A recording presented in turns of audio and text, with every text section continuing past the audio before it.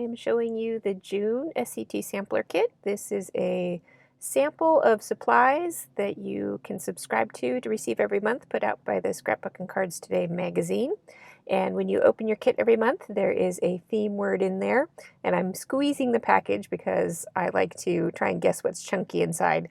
Now, lately, there's been a chunky acrylic piece, and there's always a piece that matches the theme word. And lately it's been acrylic.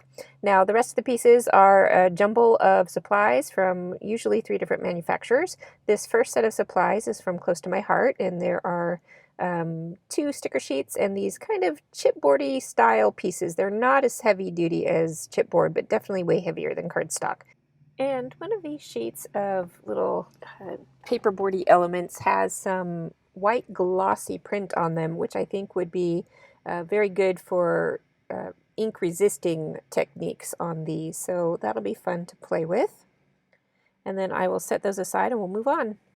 Next up, we have a set of supplies from Doodlebug. This info card that always comes in the kit will give you a list of collection names and things. So if you ever want to go buy more, or the entire package of something, you have that information there. And I will post links below definitely to all that stuff. And so here we've got a partial pack of ephemera pieces and some of those enamel hearts. And of course there's always pattern papers in these kits, and there's typically 6 sheets from each collection.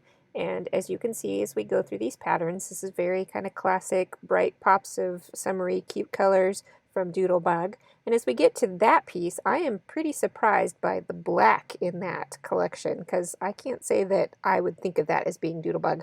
Alright, setting Doodlebug aside, we will switch over to the Vicki Boutin Let's Wander collection. Now this collection has been very popular in kits lately, and I've seen a lot of it, and I've actually in the beginning purchased some of my own, and so I have quite a bit of this, and yet even though I've seen it quite a bit, I was still surprised by some of these elements. Now these little envelopes I just recently kind of ran into, and they are the cutest thing, so those were exciting.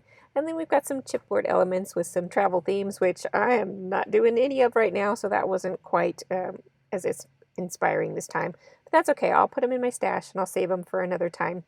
And then we've got this collection of, or partial collection I should say, of ephemera pieces. And I have used several of those pieces already before, that camera in particular. And then this was pretty fun. There is a stencil in there, which is actually a partial pack, because it looks like it's a 3-pack of stencils. And then moving on, here is the set of pattern papers from this collection. And like I said, I've seen a lot of these before.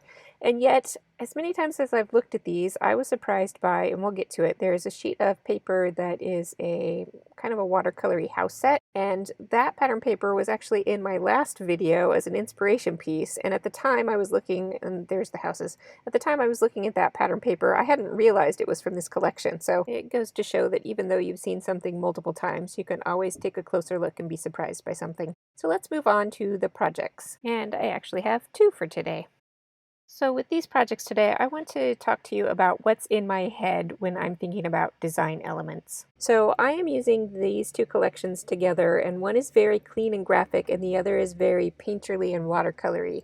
So when I am putting 2 distinct collections together, what I am looking for is something that can draw them both together. So here, using these 2 pieces, I actually went with some color in common, and there's red in both of those pieces. So that helps kind of tie the distinct elements together.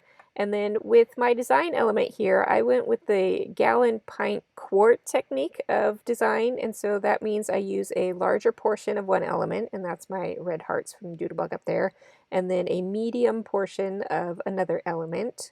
So that is my Vicki Boutin paper there. And then a small portion of yet a third element. And this also works into the rules of 3. So I've got 3 different pieces coming in together. So that is how I went about designing this card. And those are things I think about. And then I take that little envelope and I pull out that piece of paper, because again, it gives me a 3rd element on the front of my card. And it also gives me a place to pull out my stamp set and then put my greeting on there. And I cut out a little portion of this because my cat walked into the video, and if you want to meet my cat, he's at the end of the video and you can take a peek at him. And so then I just used that rule of 3s again and added 3 little enamel hearts to my project, and then it's done. So those are the design pieces I think about when I'm working. And if we move on to project number 2, I am documenting this Mother's Day barbecue, and I pull out a bunch of supplies that I think I'm going to use in there. And so here when I'm looking at these two collections of pattern paper, again we have that very clean and graphic design along with these more flowy watercolor design. And so when I'm taking these ones out, the first thing I choose for them to have in common is, of course, this submarine motif, and that is a way to pull collections together is by motif. And then the next thing that I take a look at is textures of the paper. So I take these two kind of bigger, bolder graphic designs, and then I take these other two more subtle kind of background prints, and I put them opposite diagonally from each other. And so I'm just kind of rotating the papers and deciding which way they want to go, which isn't quite as important. But that does come in again when I'm looking at the colors of these papers, especially that bottom right-hand corner. It's mostly yellow, which you can see on the camera, but it also has these elements of red and blue on there. And so when I'm rotating, at first I think I want to have these red colors right next to each other so it helps flow between the two sheets of pattern paper, and then it creates kind of a line of blue from the top piece of paper down to the bottom. And then I realized that when I've got my photo on there, that's actually going to cover up the red. So I decided to rotate it, and so I still am getting the same effect with the blues flowing into the blues and the reds flowing into the reds, and now it works just a little bit better. So those are the kind of small details of elements that I'm looking at when I'm putting some things together. And do I get this right all the time? Am I paying this much attention to detail all the time? No, not really. There are times when I realized I could have done things better. But if I know about these things and I'm thinking about them, then I can get it right more of the time. So the next thing I'm doing with this photo is building some separation up from the photo and the background. Now the photo already has a matte on it, which is just white, but these stars are going to add even more of kind of a matte element without too many layers of pattern paper. So that is why I added the stars on there, and then so the stars aren't just hanging out all by themselves over there, I did add some up to the corner.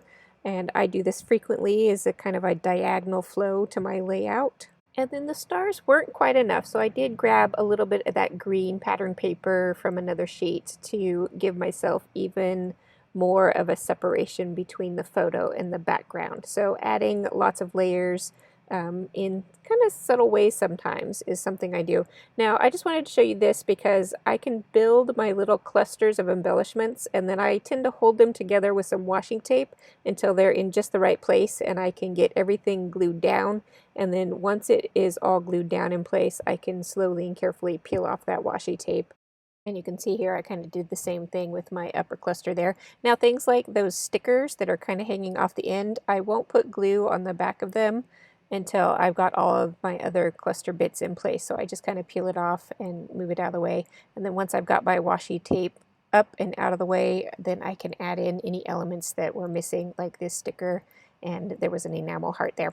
So then I just finished my layout with some more pops of black, since there's black both in my stenciling and in that word pattern paper in the upper left corner. So it ties everything together. Those are my two projects for today, so I will leave you with a couple of close-up shots of each project. I hope you enjoyed my process, and I'll see you next time. And here is a shot of my kitty as he interrupts my filming. If you enjoyed this video, please do give it a like, and if you'd like to see my future videos, subscribe and hit that notification bell so you don't miss anything. Thank you for joining me.